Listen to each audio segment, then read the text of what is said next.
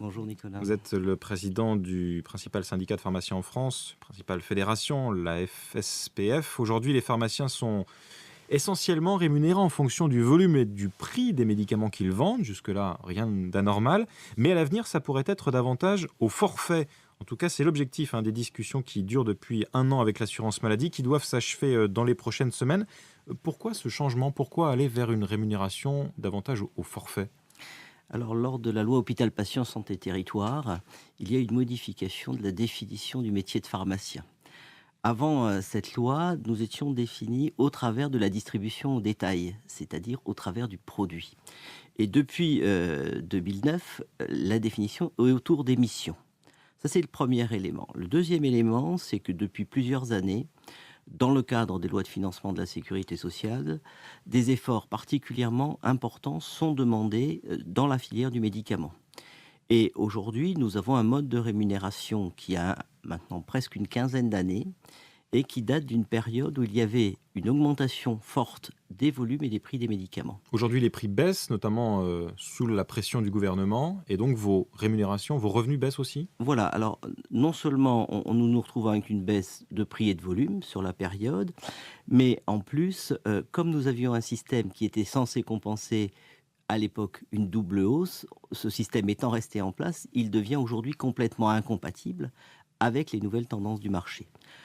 Donc l'État, au travers de la loi de financement de la sécurité sociale 2012, a souhaité une évolution du mode de rémunération, à la fois donc d'un point de vue économique et d'un point de vue de santé publique, en disant, dans le futur, la rémunération sera mixte, une partie qui continuera à être liée au produit, mais une partie qui doit résulter de l'activité de dispensation du pharmacien à un honoraire. Il y a déjà une partie forfaitaire dans votre rémunération aujourd'hui, une cinquantaine de centimes par boîte de médicaments vendus, c'est ça? C'est une partie forfaitaire, mais c'est une partie qui correspond à une marge Mmh. et qui n'est pas un honoraire. Donc la volonté, et ça a été le rôle de la négociation d'hier, qui est un point d'étape, mais un point d'étape important, puisqu'il arrête le fait que au 1er janvier 2015, parce que ça nécessite quand même des adaptations et réglementaires et des systèmes d'informatique à la fois des caisses d'assurance maladie et de la pharmacie, va être introduit en contrepartie d'une baisse moyenne des médicaments,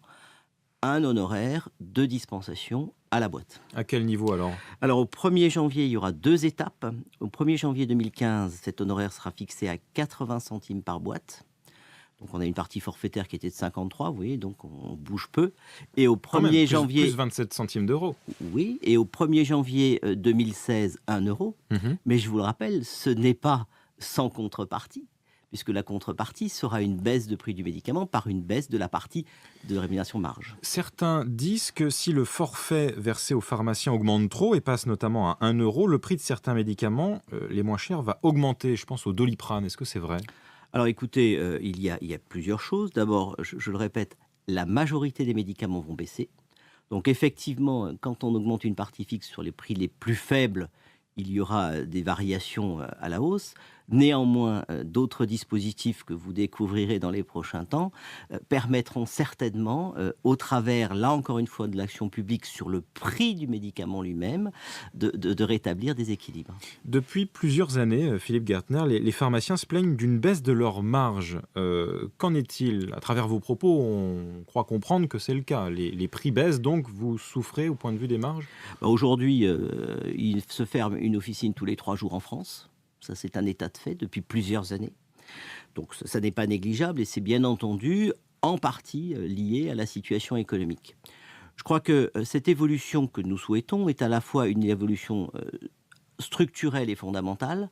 Structurelle parce que aujourd'hui, la volonté des pouvoirs publics est de pouvoir piloter le prix du médicament sans impacter, ou en tous les cas en modifiant l'impact sur le réseau officinal, parce qu'il est très attaché, entre autres, à préserver, et ça figure dans les termes du point d'étape d'hier, la répartition territoriale et l'accessibilité en proximité aux médicaments.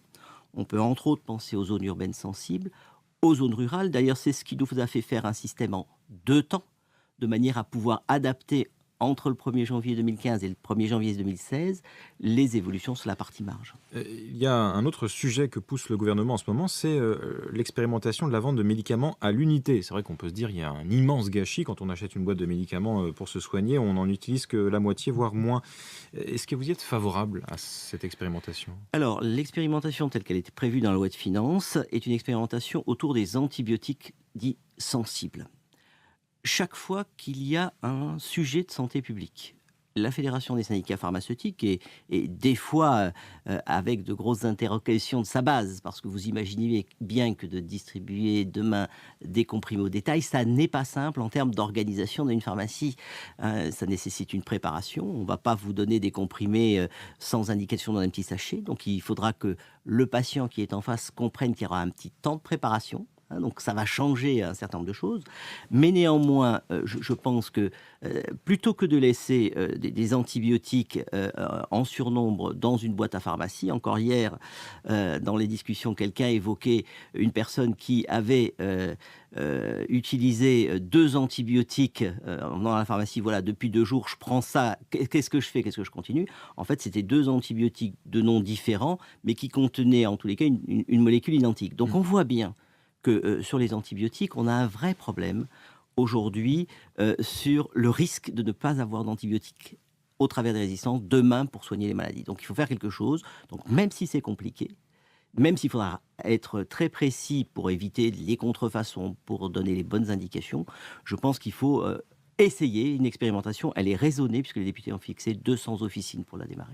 Tout dernier mot, Internet, est-ce que ça représente une part importante aujourd'hui des ventes de médicaments en France ? Internet représente aujourd'hui une toute petite part des ventes de médicaments en France, de mon analyse tout simplement, parce que autant il est excessivement rapide à travers d'un clic de commander par Internet, il y a derrière un délai souvent au minimum de 48 heures pour obtenir le produit, et il est souvent incompatible quand on a besoin d'un médicament. C'est plutôt dans les 15 minutes que dans les 48 heures. Évidemment, je précise que seuls les médicaments sans ordonnance aujourd'hui sont autorisés à la vente sur Internet. Uniquement les médicaments de prescription médicale facultative. Merci beaucoup Philippe Gertner. Je rappelle que vous êtes le président de la principale fédération de syndicats de pharmaciens en France et vous étiez l'invité de l'économie de Radio Classique. Il est 8h moins 3.